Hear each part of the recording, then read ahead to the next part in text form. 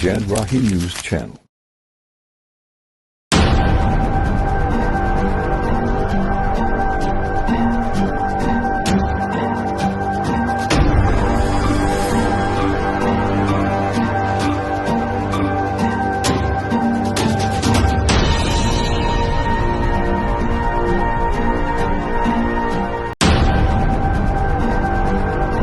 कडे एक महिला आली होती. त्यांनी जी आहे तर त्यांची एक इंस्टाग्रामवर एका व्यक्तीशी ओळख झाली आणि ती ओळख झाल्यानंतर जे आहे तर सदरचा व्यक्ती जो आहे प्रत्यक्ष म्हणजे तो जो व्यक्ती राहणारा होता नागार्जुन नगर नालागोंडा तेलंगणा येथील होता. आणि मग नंतर तो तिला जो आहे तर प्रत्यक्ष इथे येऊन भेटायचा.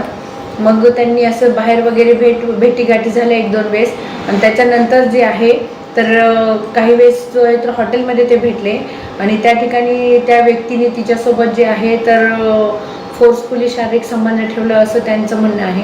आणि त्यावरून जे आहे आपण गुन्हा दाखल करून घेतला आणि सदरची व्यक्ती जी आहे तर ती तेलंगणाहून इकडे येऊन त्या व्यक्तीला भेटायची आणि त्यावेळेस ज्यावेळेस असं संबंध झाला तर त्यावेळेस त्यांनी व्हिडिओ आणि फोटो वगैरे तिचे काढून ठेवलेले होते.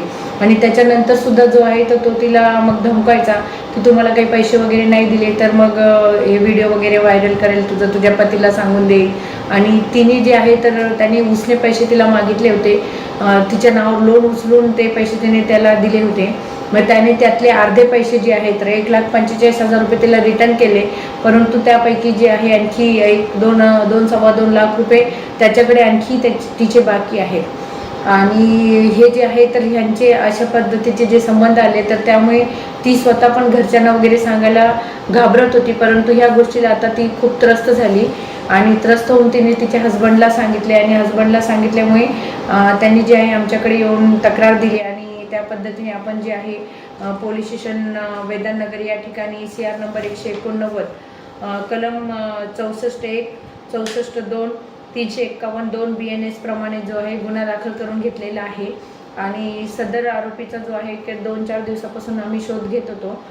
तो तेलंगणा येथील असल्यामुळे तिकडे टीम वगैरे पाठवून थोडंसं लवकर तो भेटला नाही तर त्याच्यामुळे जे आहे आम्ही क्लुप्ती करून त्यालाच महाराष्ट्रात बोलून घेतलं आणि मग तो देवगाव आसेगाव दौलताबाद या ठिकाणी 1-2 दिवस फिरला आणि नंतर जे आहे तर काल आम्ही त्याला अटक केलेली आहे आणि आज रोजी जे आहे तर PCR साठी हजर करीत आहोत.